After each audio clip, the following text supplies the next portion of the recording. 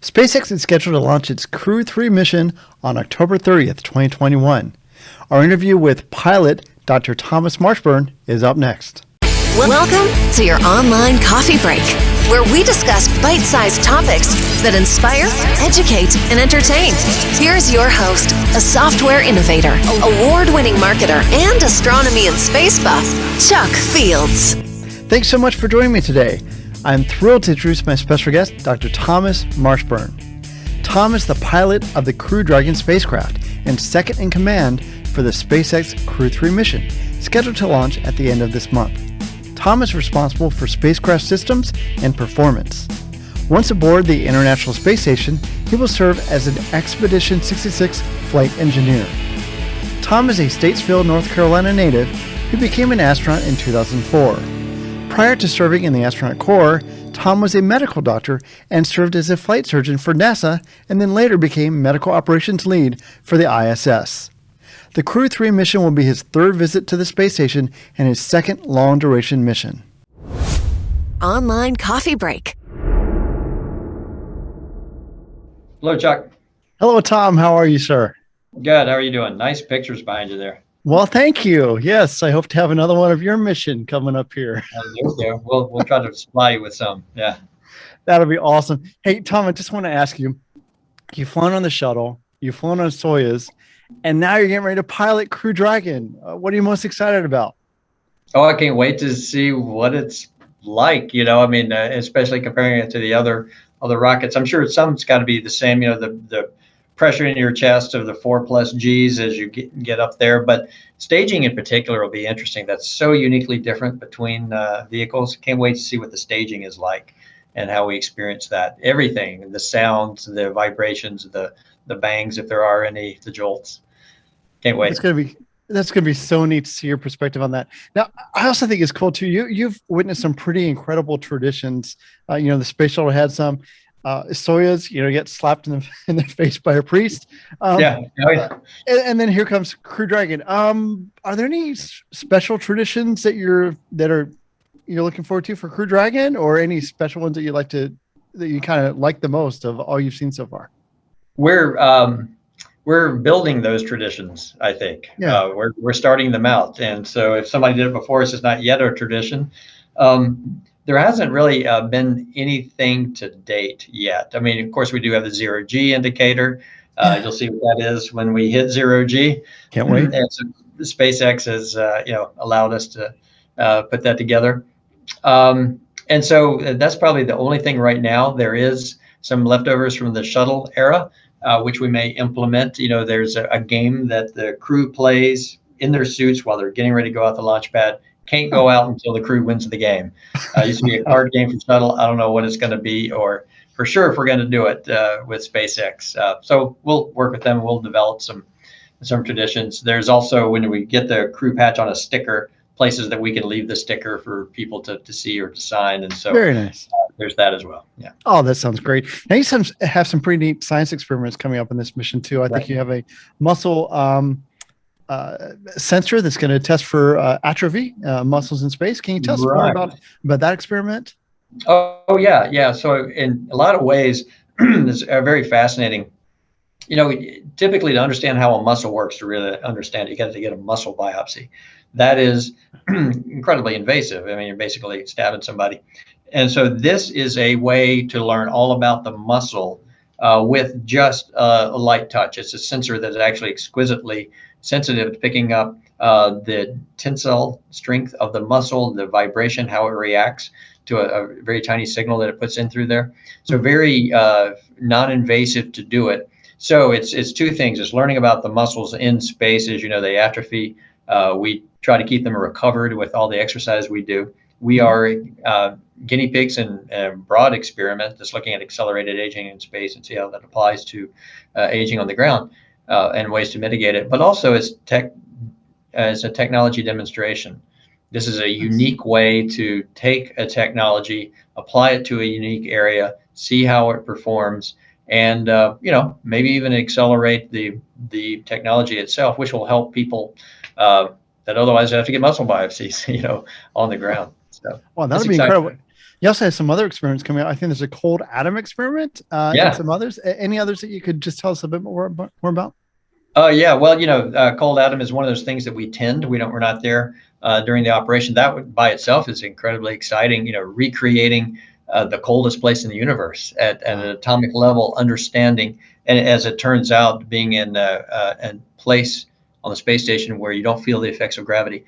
Turns out that's one way to help you get there. So you can understand how an atom acts right at the edge of the quantum arena in the macro world, something we don't completely understand, which I never would have thought that gravity would play a part of that, but it does. Right. I'm looking forward to, a lot of the fluid physics experiments that we do.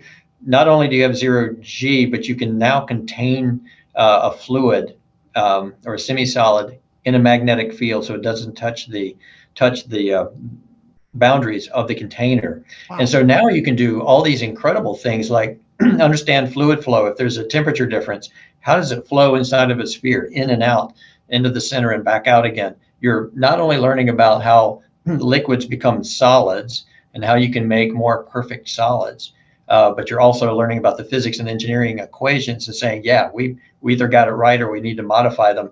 But it even applies on the macro level. How does the Earth's mantle work? And that fluid core? We can understand so much more about how these things work in a perfect sphere, which you simply cannot recreate when you experience the gravity field here on Earth. Wow, and there's so much to learn. Now, Tom, I think this is incredible. You're no stranger to emergencies. You've worked in emergency physician, Yep. Flight surgeon. After becoming an astronaut, you had to conduct an emergency spacewalk with Chris Cassidy. Can you tell us a little bit more about that experience? Oh, it was for us, it was a real gift at the time. We were looking out the window and saw ammonia, the coolant, on the outside of the space station because it's a big power station. Mm-hmm. If you lose your coolant, you lose your power eventually. We saw it spewing out into space. Didn't know what it was. Called the ground, and they said, "Yep, we see this too." We were about to undock and leave the space station. I was about to because my time was up. Mm-hmm. So it's not going to be me that goes out and fixes it because I'm getting ready to leave. But indeed, they assigned Chris and myself. Went out the hatch in 36 hours, still the fastest time from problem to going out the hatch. Yeah. So we just had our wits and wonderful instruction from the ground when we went out there. So we were very excited to suddenly be in this spectacular place, crawling on the outside of your living quarters where we had lived for 6 months, and heart pounding, just thrilled to be there, but at a very serious task at hand. 5 hours later, we were back in, did a repair. It turned out weeks later, they found out that repair fixed it. But interestingly, re-entered, and about 48 hours later, I was at home taking out the trash and looking up in space going, did that really just happen? That had to be so surreal. I can't imagine that. Surreal's the right word, yeah. Tom, I mentioned, obviously, you trained, you went to medical school, emergency medicine. What led you into the medical field? Yeah, that's fascinating. It just turned out that I was always attracted to bioengineering. Don't know why, but that the application to the human body, even though I was a physics major and an engineer, a graduate student as an engineer, partly was that I was hanging out with a lot of medical students, and I felt like I had enjoyed the interaction with human beings, and then applying science to humans fascinated me. So I went into medicine. Largely because of that. Yeah.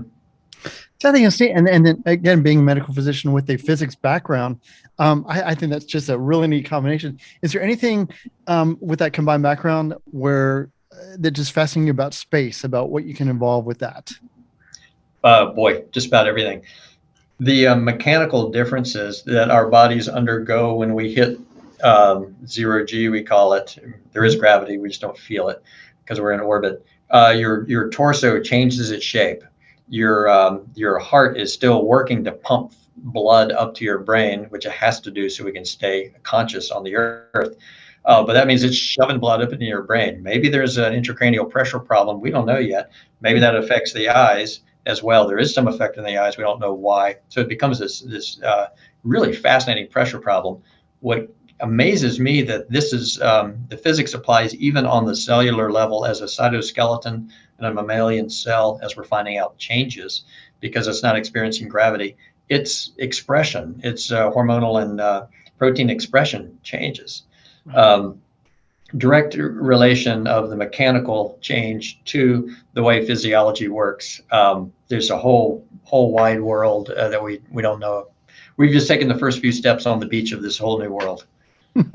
That is so true. One thing too, my last question going into it is, I like how you kind of did this in reverse, in my opinion. You went on the space shuttle, I think in 2009, and then in 2010, you actually served as an aquanaut, working underwater for 14 days aboard the Aquarius underwater laboratory.